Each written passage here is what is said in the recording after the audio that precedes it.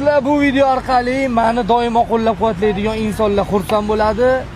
Fazliddinni balachalari, negativlar aniq xafa bo'ladi. Qaranglar do'stlar. Oktagon ligadan juda ham ko'p bayslarimiz boshqa ligalarga o'tib ketdi.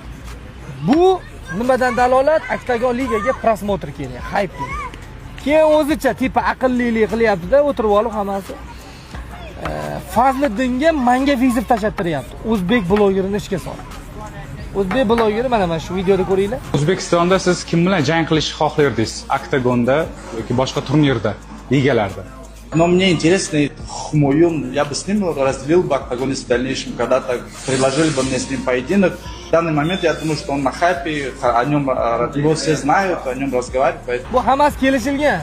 So'rashi ham, savol berishi ham, uni javob berishi ham, buni Oktagon ligani tipa chizib bergan chizig'i. Bular shu bo'yicha ketyapti, qarang. O'zbekistondan kim senga interesniy? Hozir Mediniy planda Humoyun To'xtamurodov deyapti. На самом деле menga bu bala жизнь qiziq bala. Keyin men bunga ответ qilyapman. Tojikiston, O'zbekiston biz do'stona xalqmiz. Fazliddinga menga hurmat bilan vizit tashlaganing uchun rahmat aytaman. Ko'ryapsizlar, videoda hech qanaqa bu tarafga yomon gaplar gapirilgani yo'q. Keyin u menga ответ qilyapti. Mana shu videoni diqqat bilan ko'rishlarni sizlardan so'rab qolaman. Ko'ring.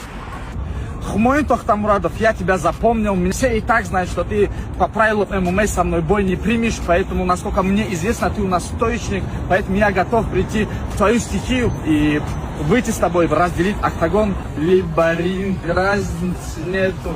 Либо ринг, разницы нету. Любые предложения, газ, поехали.